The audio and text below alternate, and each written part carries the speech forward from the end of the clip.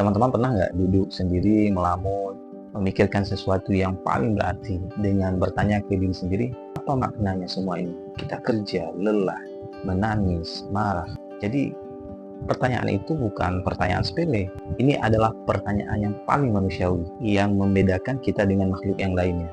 Cuma kadang-kadang kita nggak pernah melamun tentang hal yang penting ini. Nah, hari ini kita coba menyelami tentang makna kehidupan, bukan dalam segi agama aja, tapi dari kacamata psikologi modern, filsafat, dan data ilmiah. Di zaman yang serba cepat ini, manusia itu semakin produktif, tapi ironisnya itu semakin banyak yang kehilangan arah. Menurut data WHO, itu lebih 300 juta orang mengalami depresi, dan banyak di antaranya itu karena mereka kehilangan makna hidupnya. Dan ada survei dari Gallup di sana menyebutkan bahwa hanya 20% saja mereka merasa bahwa pekerjaannya itu bermakna. Bahkan kita hidup, namun kita belum benar-benar hidup.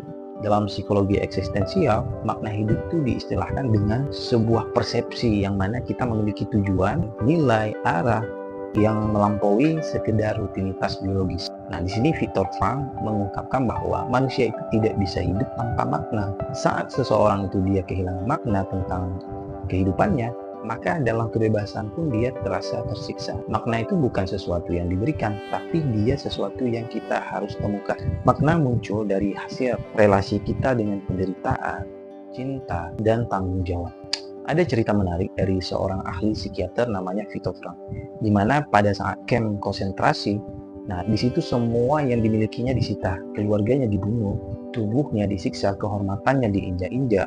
Tapi teman-teman, ada satu hal yang memang tidak bisa diambil darinya, yaitu kebebasan memberi makna atas penderitaannya. Ia sadar bahwa kehidupan itu bukan hanya tentang kebahagiaan, tetapi tanggung jawab menjadi makhluk yang bermakna. Studi oleh Martella dan kawannya pada tahun 2016 menemukan bahwa orang yang merasa hidupnya bermakna, biasanya orang ini akan lebih tahan terhadap stres, lebih sehat secara fisik dan mental, dan lebih terlibat dalam komunitas sosial. Bahkan dalam satu penelitian lagi yang dilakukan oleh Viktor Frankl, bahwa kebanyakan dari pasiennya yang depresi itu sembuh bukan karena obat, tetapi karena mereka menemukan makna untuk apa saya hidup. Jadi tentunya kita perlu beberapa metode yang mungkin bisa kita jalani nantinya. Yang pertama, sadari bahwa hidup kita ini terbatas. Makna ini biasanya lahir dari keadaan kita atau perasaan kita bahwa kita ini tidak abadi.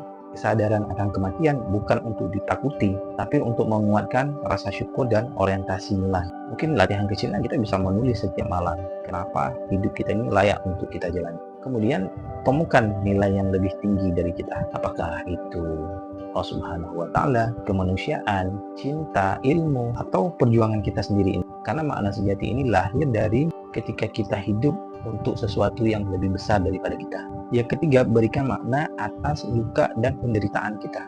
Jangan hanya bertanya, kenapa ini terjadi kepadaku? Tapi kita bertanya juga, apa yang bisa tumbuh dari kejadian atau penderitaan ini? Karena memang banyak kasus kita melihat orang itu baru menjadi sesuatu yang bernilai ketika dia dihantam dengan berbagai masalah, baik itu kegagalan, ditolak, atau kehilangan. Yang keempat, bangun koneksi autentik. Karena makna ini memang tidak tumbuh dalam isolasi.